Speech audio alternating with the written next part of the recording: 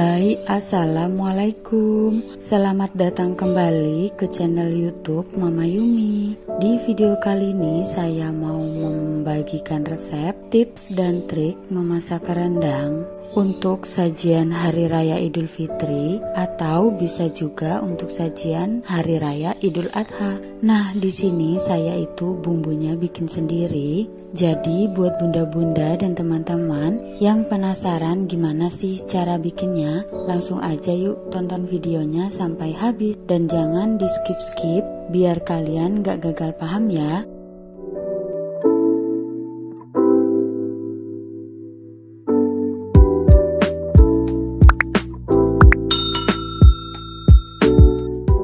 Pertama di sini saya sudah siapkan seperempat cabai merah atau 250 gram.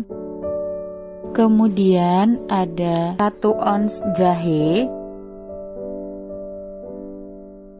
2 ons lengkuas, 2 lembar daun kunyit, 2 batang serai, 4 lembar daun jeruk,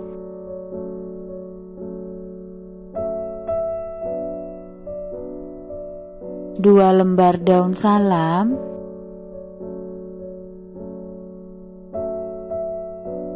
dan 50 gram cabai rawit hijau. Kemudian di sini juga ada 200 gram bawang merah, 125 gram bawang putih. Di sini saya juga punya 1 bungkus bumbu pemasak kambing. Kalau kalian nggak punya bumbu pemasak kambing ini, kalian bisa ganti dengan bumbu-bumbu ini ya. Di sini bumbu rempah-rempahnya itu terdiri dari 1 sendok teh lada putih dan saya tambahkan setengah sendok teh lada hitam. Kemudian ada 6 buah kapulaga, 3 buah bunga lawang, 8 buah cengkeh, setengah sendok teh adas manis, 1 sendok teh jintan, 2 sendok teh ketumbar, 1 butir buah pala. Kemudian bumbu rempah-rempahnya ini kita sisihkan terlebih dahulu ya. Di sini saya juga punya setengah butir kelapa parut yang mau saya gongseng. Gongseng kelapanya ini sampai kecoklatan ya, dan jangan sampai gosong. Harus terus diaduk-aduk, jangan sampai ditinggal-tinggal. Nah, kalau udah kecoklatan kayak gini, kemudian kita angkat, terus kita mau ulek. Di sini saya sudah siapkan ulekannya ya. Kemudian kita tuang sedikit demi sedikit. Kalau ulekan kalian di rumah lebih besar, bisa langsung diulek semuanya ya. Kemudian di sini saya juga tambahkan sedikit minyak agar pas nguleknya itu nggak terlalu berat. Pas nguleknya ini memang membutuhkan tenaga yang agak ekstra ya. Nah, sampai kelapa gongsengnya itu pas diulek teksturnya itu seperti ini. Ulek semua kelapanya ini hingga habis ya. Kemudian kita sisihkan.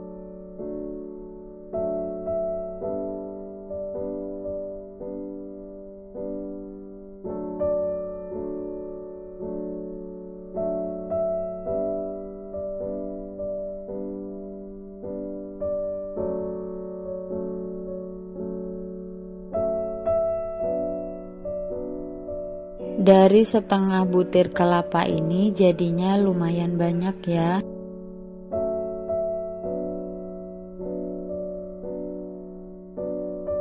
Kemudian langkah selanjutnya saya akan sangrai rempah-rempahnya tadi. Sangrai sampai rempah-rempahnya ini baunya harum banget atau sedikit berubah warna. Nah, berubah warna kayak gini ya. Di sini palanya itu sudah saya parut ya. Kemudian kita matikan api kompornya, terus kita angkat. Tunggu agak sedikit dingin. Kalau sudah dingin, kemudian kita haluskan menggunakan blender.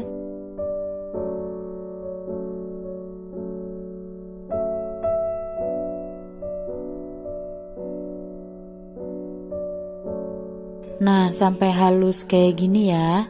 Ini tuh bumbu rempah-rempahnya bener-bener harum banget.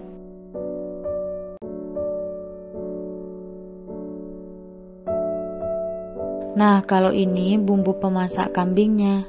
Agak sedikit berbeda warnanya, tapi ini rasanya itu sama. Harumnya juga sama, dan ini insya Allah enak ya. Jadi kalau kalian gak punya bumbu pemasak kambing itu, bisa diganti dengan bumbu rempah-rempah yang tadi ya.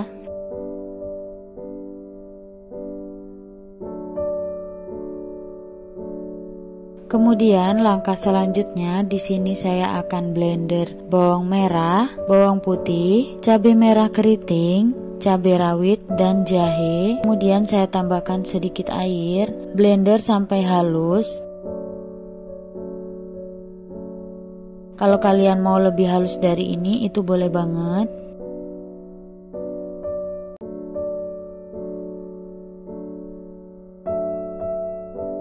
Langkah selanjutnya kita tuangkan santan ke dalam wajan. Karena ini santannya saya simpan dulu di dalam kulkas, jadi dia teksturnya seperti itu.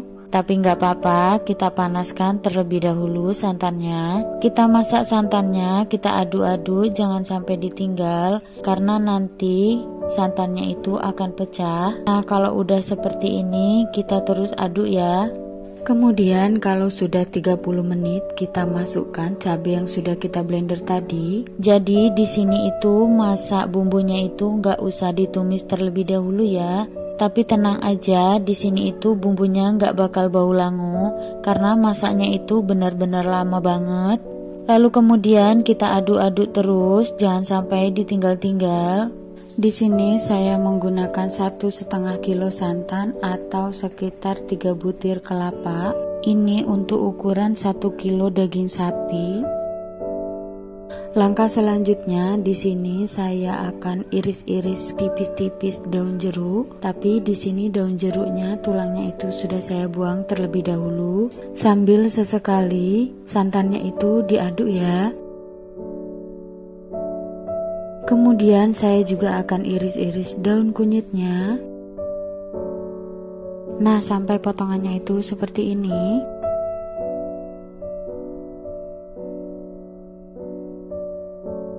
Lalu langkah selanjutnya kita masukkan irisan daun kunyit dan daun jeruknya ke dalam santan. Kemudian kita aduk-aduk kembali.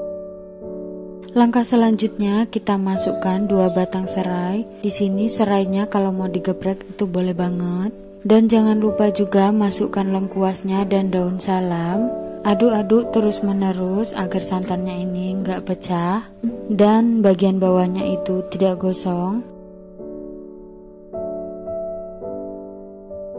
Langkah selanjutnya kita masukkan bumbu rempah-rempah yang kita blender tadi. Masukkan sebanyak 1 sendok makan. Kemudian jangan lupa juga masukkan kelapa gongsengnya ini sekitar 2 sendok makan atau 3 sendok makan itu juga boleh. Di sini tadi pas saya masukkan kelapa gongsengnya ini nggak kerikot ya, maaf banget ya teman-teman. Lalu langkah selanjutnya kita masukkan daging sapinya. Pas memasukkan daging sapinya ini, kurang lebih kita sudah memasak santannya itu sekitar 1,5 jam.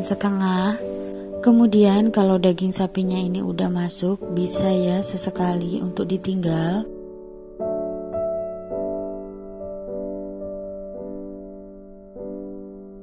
Nah, ini udah sekitar 2 jam, santannya juga sudah sedikit menyusut lagi. Nah, ini sudah 3 jam, minyaknya itu sudah sedikit keluar ya. Kemudian terus diaduk, jangan sampai bagian bawahnya itu gosong. Dan masaknya itu menggunakan api yang cenderung kecil.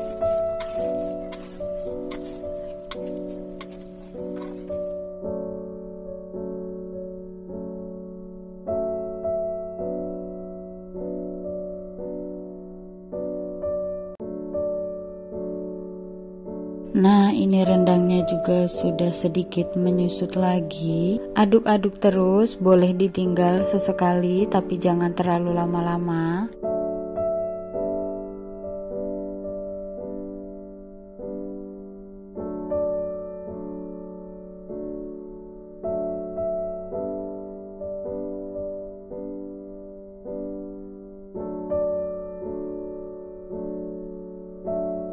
Nah, ini udah sekitar 4 jam, rendangnya udah mulai mengental, santannya juga sudah menyusut lagi, dan minyaknya juga lebih banyak keluar.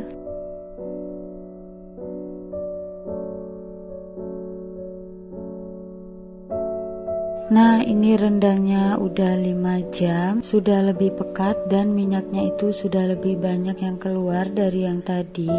Kemudian bisa dites rasanya, jika kurang asin bisa ditambahkan garam. Rendang ini saya tidak tambahkan bumbu kaldu ayam atau MSG ya, saya cukup menggunakan garam saja. Karena ini udah gurih dari kelapa gongsengnya, dari santannya, dari bumbu-bumbunya, itu bener-bener udah enak banget. Nah, jika teksturnya seperti ini biasanya dibilang rendang basah. Kalau kalian mau lebih kering lagi itu boleh banget. Nah, jika kalian pernah beli rendang di luar, terus rendangnya itu rasanya asin banget, itu berarti dia itu di awal sudah menambahkan garam ya. Nah, ini hanya saran saja, kalau memasak rendang itu masukkan garamnya itu di akhir aja, biar nggak terlalu asin. Kemudian di step ini, aduk rendangnya pelan-pelan aja, biar dagingnya itu nggak mudah hancur. Tapi jangan ditinggal juga ya, karena nanti takutnya bagian bawahnya itu gosong. Rendang daging sapi ini benar-benar enak banget, cocok banget untuk sajian lebaran nanti.